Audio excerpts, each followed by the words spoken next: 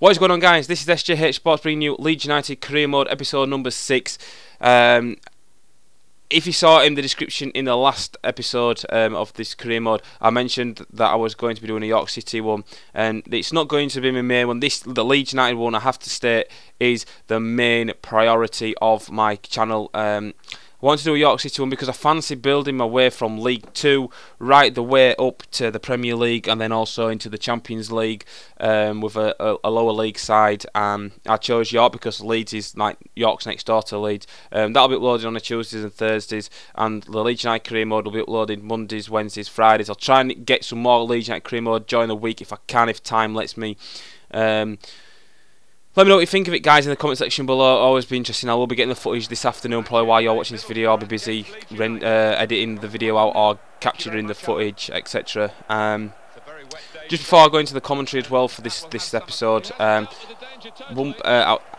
received a comment from a subscriber the other day on my player mode, and it kind of touched me in a way because he says, not saying this to be nice to you, but I'm more entertaining than KSI. Now that is his honest opinion, and I'm so grateful that you guys enjoy my content, and he's put that because KSI, you know, don't come bigger than KSI in the FIFA community. So that was cracking. So enough about that. Really grateful for it as well, I have to say that. So we'll go into the commentary in this game. As you've probably been watching, I have been absolutely all over Middlesbrough, and I am struggling on world class, I have to say. I have to also say as well that I am a lot further in front of this episode. January transfer window's been, and I've signed a load of players in January. I'm not going to say who, I'm not going to tell you what happens with that, and also I went on a bad run of form, and seeing me lose isn't very entertaining. So I decided that the next time I go play, I'm going to be putting the difficulty down to professional, because world class is just, I find that like this game here is a prime example. If you've been watching, I'm having chance after chance after chance, and I just can't seem to score. They get a chance, and what happens? They score. I am struggling on world class, I must admit. And they find passes that are like worldy passes, and it's like so hard to defend against. So we'll be knocking it down just for your entertainment. Excuse me, I can't speak today. Just for your entertainment, guys. But that'll become a lot later on in the next few weeks, because I am that far in front. I don't even know what month we're in this episode. And you saw there, Beckford hits the post, it gets lucky, Beckford rebound. He did a 1-2 with the post. That was the general idea, guys, just a bit like Tom Cleverley's goal yesterday. He meant to shoot, but yeah, we're not discuss that. Then they give away a penalty. Paddy Kenny gives away a penalty, and I thought that was a little bit harsh, was that. Wrong decision. Beckford obviously telling the referee what he thought of it, and Kenny does get a yellow card. Now Djukovic will step up, and he smashes it against the crossbar. Fair play, rightly so. It wasn't a penalty, and that is how it stayed. We end up starting this episode off with a win. So after the game, then you see on screen we get a message saying player returning from loan. It's Charlie Taylor. He's returning back to us after his loan spell at York City. On to our second game of the episode. You'll see the league table in a minute, guys. There we go. We are sat in 12th place. We've lost 5, won 4 and drawn 3. Not a great healthy league position, I have to say, although we're looking to improve on our league standings. And we start the game really well. Great feat from Jermaine Beckford, who finds the bottom right hand corner. The goalkeeper had absolutely no chance with that. Jermaine Beckford is yet again the goal scorer for Leeds United. Then Peterborough have a chance. It's a good ball in. It's a good clearance from Lee Peltier. What about that for a clearance? Brilliant play from our right back. Then Redmond will shoot. It's deflected, and it's just gone over the top of the bar. But we have a corner in the 13th minute. It's played in. It's cleared. Redmond strikes it. It's not a great strike, but then it falls to Austin, who shoots on his weaker left foot. Then what about this from Austin, just steaming forward, and what about that for a strike? I thought that was in.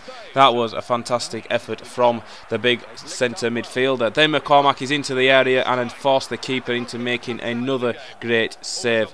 Then McCormack turns provider and gives it to Beckford, who will shoot, and it's hard and low underneath the goalkeeper. Takes a tumble in the area as well. Great goal just before half time, a few minutes before half time.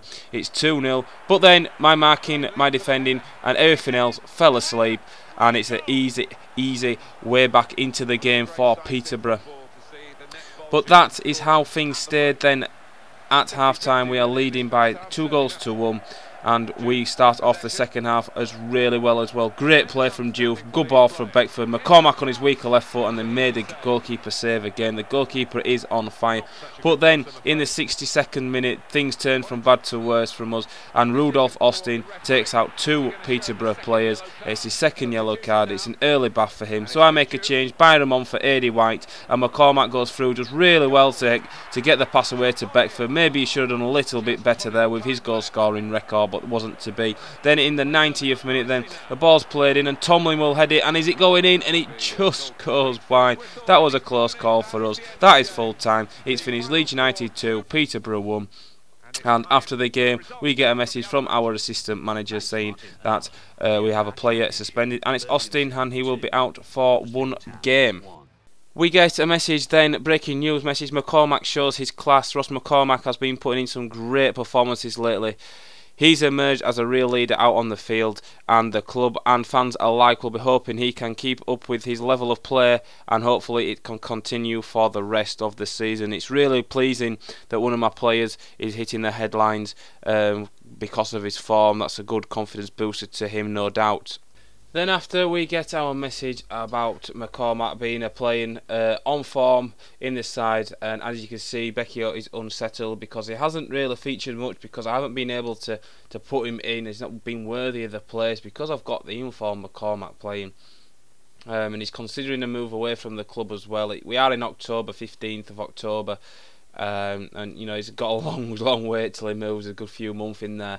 But hopefully he will feature in some of it. Hopefully he will come on and I can use him up until January and see what the situation is in January regarding Luciano Becchio, and that is basically that for that. So we're going to then into our third and final game of the episode. We are playing Brighton away from home, and we don't really start this game off as well as what I would have liked to have done. We're on the back foot, and it's a great save again from Paddy Kenny. He's been an outstanding player for me this season.